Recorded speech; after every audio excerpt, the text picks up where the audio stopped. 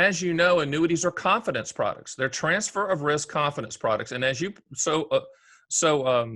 you put it in your article, which I love, which is it's an already fragile image that the annuity industry has. Yeah.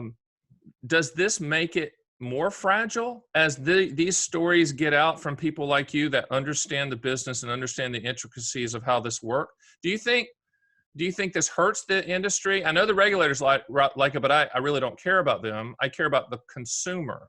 Yeah. If you're John Johnson in Des Moines, Iowa, does this make you sleep better, or does this keep you up at night?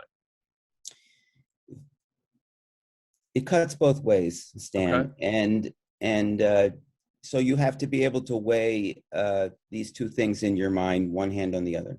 Mm-hmm. Where it helps, if you're an existing annuity holder and you like the terms of your annuity, and it is now being backed by people who advertise themselves as the smartest guys in the room, Mm-hmm. that would be a cause for comfort.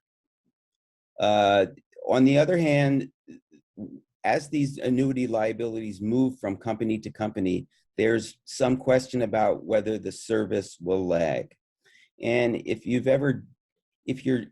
and this is where we get into, it matters. This is an article I wrote, published yesterday.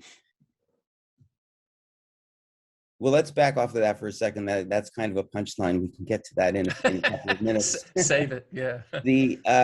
But where this concerns me is I'm not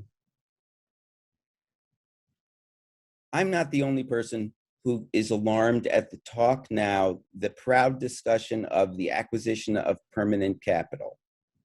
And when somebody starts to talk about my savings, and I have an annuity as their permanent capital that's dumb money that can be used for whatever purpose, and that they're crowing about this to their shareholders, that makes me nervous. I would at least like to have an insurance company that it tells me that I'm of great value to them, and so as these annuity liabilities get sold to companies with different motives and priorities, there's a possibility that the service on your annuity is not going to.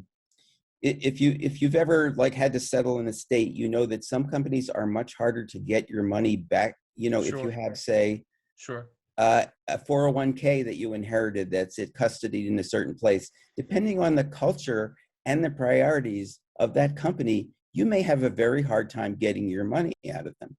And if you're looking to start an annuity income at a certain date in the future and you're expecting checks every month, mm-hmm. you don't want to be in a position of having to call somebody and say, "Where's my check?" You want to be, you don't want to be the last one paid. Well, what jumped out at me, you said something in that what you were just talking about, but there were two words that jumped out at me, and I wrote them down. And you said proud discussion. And proud discussion means that the masters of the universe are sticking their chest out and saying, we've got this. It's easy to say things like that and to be confident in a raging bull market.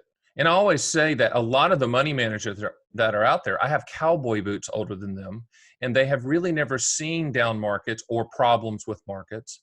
They've only seen things go up, which the masters of the universe, the smart money, as you say, it makes me a little queasy because I've been doing this for 3 decades with major firms, Dean Witter and Payne Weber and UBS and Morgan Stanley. I did all that. So I understand, I know those guys. I've met and those ladies. I've met them at the cocktail party.